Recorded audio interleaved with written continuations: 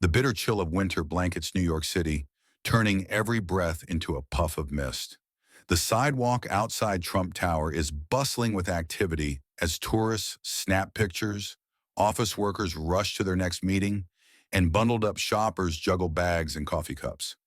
Amid this chaos, Jack sits unnoticed. His back is pressed against the cold wall of the tower, and his ragged coat barely protects him from the wind slicing through the streets.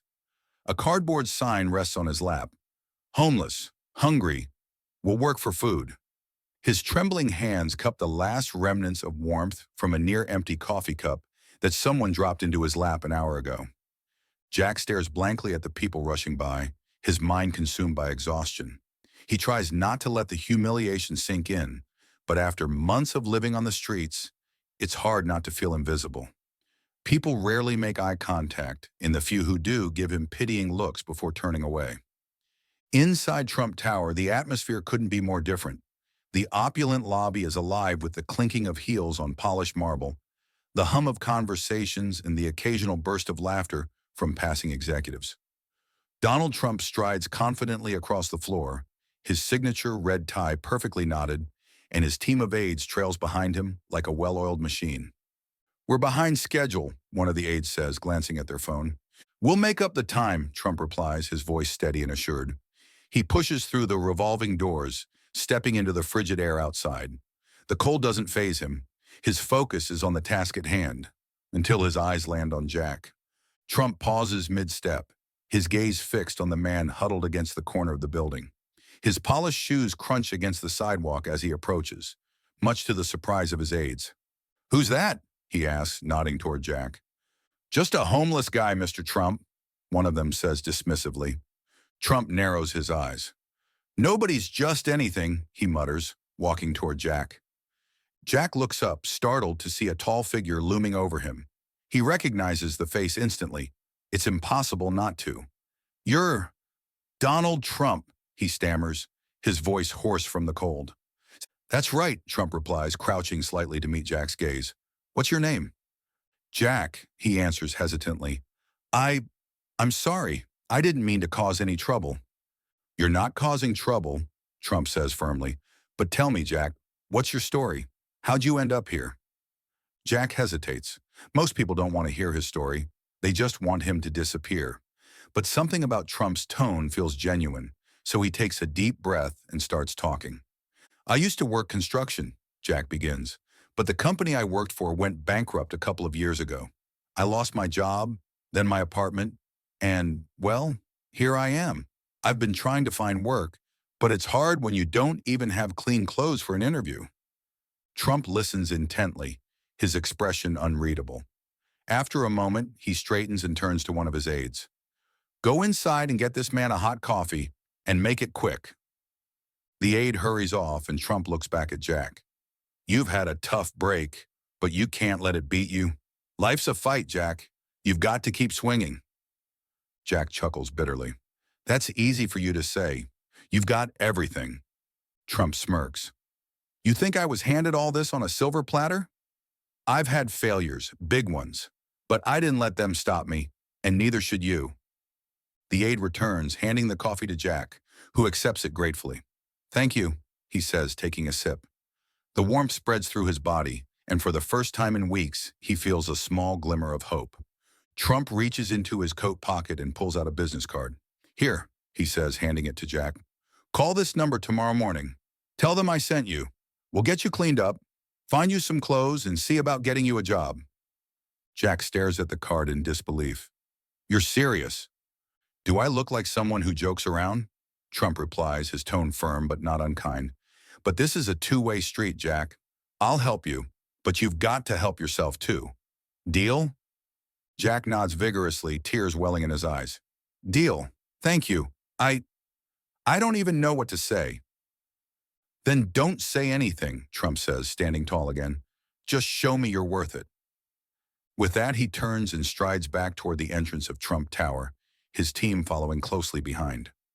Jack watches him go, clutching the business card tightly in his hand. For the first time in years, he feels like he has a chance. The morning sunlight seeps through the cracks of the city, melting the frost that clings to the pavement outside Trump Tower. Jack is awake early, though he hasn't slept much. His mind has been racing all night, replaying his brief encounter with Donald Trump. He holds the business card in his hand, the embossed letters glinting faintly in the dim morning light. Jack knows this call could change everything, but the thought terrifies him. What if it's a dead end? Or worse, what if he isn't capable of pulling himself out of this hole? He shakes his head, trying to push the doubts away. He can't let fear win. At a nearby payphone, Jack drops a few coins into the slot and dials the number. Each ring feels like an eternity until a crisp, professional voice answers. Trump Organization? How may I assist you? Jack clears his throat, his voice cracking slightly. Hi. My name's Jack, Mr. Trump. He told me to call this number. There's a brief pause, and Jack wonders if he's made a mistake. Then the voice responds, more attentive now. One moment, please. The line goes silent, and Jack's palms grow sweaty. When the voice returns, it's a new person, confident, direct, and welcoming. Mr. Jack, thank you for calling. Mr. Trump has informed us of your situation. We've arranged for you to meet with one of our team members at the Plaza Hotel. Can you be there by noon? Jack blinks in disbelief. Yeah, I can be there. Good, bring yourself. We'll take care of the rest. Jack hangs up the phone, his heart pounding. For the first time in what feels like forever, he feels a sense of purpose, a small, fragile ember of hope glowing in his chest. By noon, Jack is standing in the lobby of the Plaza Hotel, his nerves jangling like loose wires. The space is luxurious, a world away from the cold streets he's grown accustomed to. A woman in a sharp suit approaches him with a warm smile. Jack? She asks, and he nods. My name is Amanda. I work for Mr. Trump. It's nice to meet you. She leads him to a private room where he's offered a hot meal. Jack eats slowly, savoring every bite of the first proper meal he's had in months. Afterward, he's taken to a small suite where fresh clothes and toiletries await him. This is all for you, Amanda says. Take your time to clean up. We'll be waiting to help you with the next steps. Jack stands under the steaming shower for what feels like hours, letting the grime and exhaustion wash away. When he looks at himself in the mirror, he barely recognizes the man staring back at him. Later, he's introduced to a team that specializes in job placement and career counseling. They sit with him, asking questions about his skills, his work history, and his goals. Jack feels overwhelmed, but also deeply grateful. Over the next few days, Trump's team helps Jack polish his resume and rehearse for interviews. He's provided with a tailored suit and a pair of sturdy shoes, transforming his appearance entirely. For the first time in years, Jack feels like a person again, not just someone to be ignored on the street. Within a week, Jack lands a job as part of the maintenance staff at Trump Tower. The first day he walks into the building, wearing his new uniform and holding a staff ID badge, he feels a mix of pride and disbelief. This is just the beginning, Amanda tells him as she shakes his hand. Jack throws himself into his work, determined to prove that Trump's faith in him wasn't misplaced. He arrives early, stays late, and takes on every task with enthusiasm. His colleagues notice his work ethic and begin to respect him for it. One evening, as Jack is wiping down the polished marble floors in the lobby, he sees Trump step out of the elevator. Their eyes meet, and Trump nods. How's it going, Jack? Trump asks, his tone casual but curious. Jack stands a little taller, a sense of pride swelling in his chest. Good, sir. Better than I ever thought it could be. Thank you for everything. Trump nods, a small smile tugging at the corner of his mouth. You earned it. Keep it up. As Trump strides out of the building, Jack watches him go, feeling a newfound determination. This is his chance to rebuild his life, and he's not going to waste it. Months pass, and Jack's life begins to take shape in ways he never thought possible. Each morning, he wakes up in his small but comfortable apartment on the edge of Manhattan. It's modest, a single room with a kitchenette and a bed. But to Jack, it's a palace compared to the cold, unforgiving streets he once called home. The job at Trump Tower has become more than just a paycheck. Jack takes pride in his work, ensuring that every floor shines and every fixture gleams. He's earned the respect of his colleagues, and his supervisors have taken notice of his dedication. You've got potential, Jack, his manager tells him one day. Keep this up, and there's no limit to where you can go. Jack smiles, his confidence growing with each passing day. He's no longer just surviving, he's building a future. But Jack's transformation isn't just about his own life. Inspired by the kindness Trump showed him, Jack begins volunteering at a local shelter on his days off. He spends hours talking to people who are struggling, offering them the same encouragement and advice that helped him.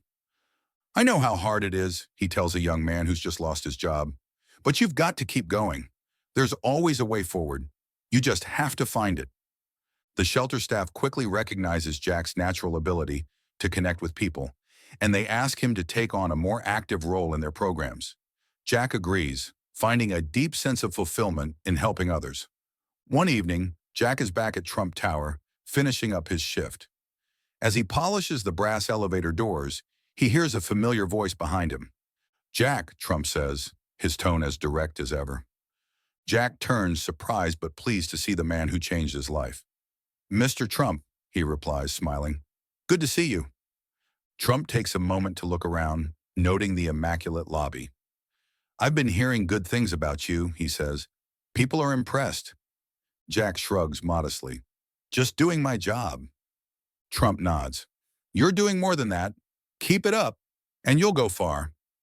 Jack hesitates, then says, I've been volunteering at a shelter, trying to pay it forward, you know.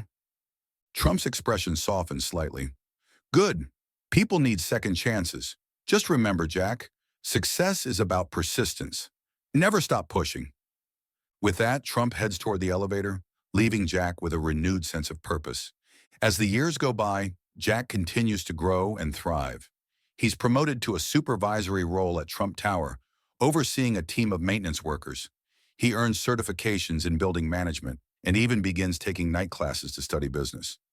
Jack also deepens his involvement with the shelter, eventually helping to launch a program that connects homeless individuals with job opportunities. His efforts are recognized by the community, and he becomes a beacon of hope for those who are struggling. Though he rarely sees Trump, Jack never forgets the moment that changed his life. He keeps the business card tucked safely in his wallet, a reminder of where he came from and the kindness that set him on his path. One day, as Jack stands in the lobby of Trump Tower, now a manager overseeing operations, he watches as a man walks in, looking lost and downtrodden. Jack recognizes the look in his eyes. It's the same look he once had. Without hesitation, Jack approaches the man. Hey, he says gently, what's your name? The man looks up, startled, but Jack's warm smile puts him at ease. Michael, the man replies. Well, Michael, Jack says, how about we talk? I think I might be able to help you. As Jack leads Michael to a quiet corner of the lobby, he feels a deep sense of gratitude. He knows that his own journey was made possible by one person's decision to stop and offer a helping hand, and now it's his turn to do the same.